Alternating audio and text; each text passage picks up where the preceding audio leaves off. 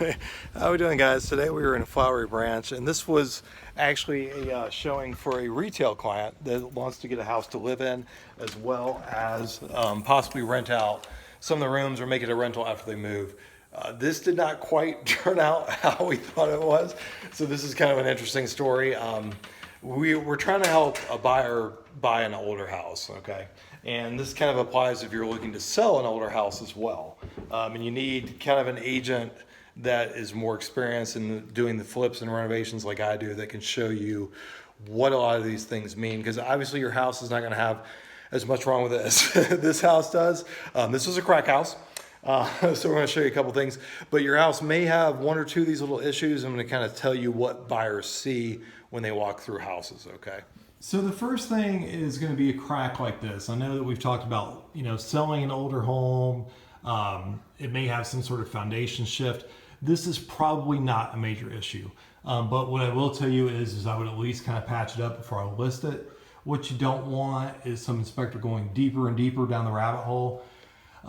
Usually it's only an issue if it's going to be vertical. If it's from corner to corner vertical or horizontal. Usually it's not that bad of a crack or foundation issue. This is a fun one. I mean, you can tell this was actually a drug den, just dirty carpet everywhere, graffiti everywhere. We're going to show you some gang symbols and whatnot here. This bathroom actually, will see it from the bottom level, flooded at some point, or there's some sort of plumbing leak, and it just went through this linoleum and kind of trashed the house a little bit. Okay, so another thing to think about in your house is if you have any kind of wavy floors or it's gotten wet at some point. This one, I know it looks bad because of the carpet, but you can actually just peel this one up pretty easy.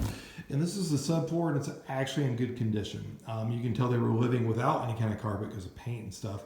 But this is still real solid. There's no water damage, and this does not need to be replaced, okay? So not only was this a smoker house, and if you have a smoker house, you're gonna have a really, really, really difficult time selling it. It's the number one killer of deals. But I can tell this fireplace has not been properly ventilated because of all the soot and everything that's just around the fireplace. This would have to be cleaned and everything before it gets sold. We'll move on to the kitchen here. So if you have an older house you're looking to list, this is going to have a couple issues. It will not pass inspections because there's no GFCI outlets in this kitchen. Okay, that's going to be required. No loan is going to pass on it. Again, really easy, cheap fix. It's literally taking off the outlet and putting in a different one. These cabinets, even though they look kind of ugly, they're a little dated, are actually in pretty good shape. If you wanted to do something like that to really help your resale value, cheap things you can do are just literally refinish these cabinets.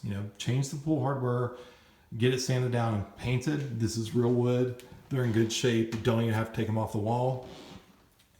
Granite countertops, again, it's going to probably, for this size, be, around $1,000. They can do it in one day. If you really want to spruce it up, this is linoleum. Super cheap to replace.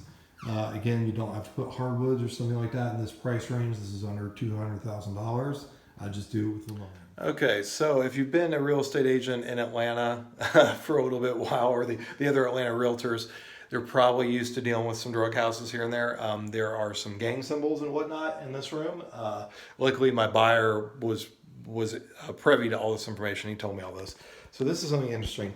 This is a eyeglass handle, or side of an eyeglasses. So they buy these specifically to clean out crack pipes, apparently.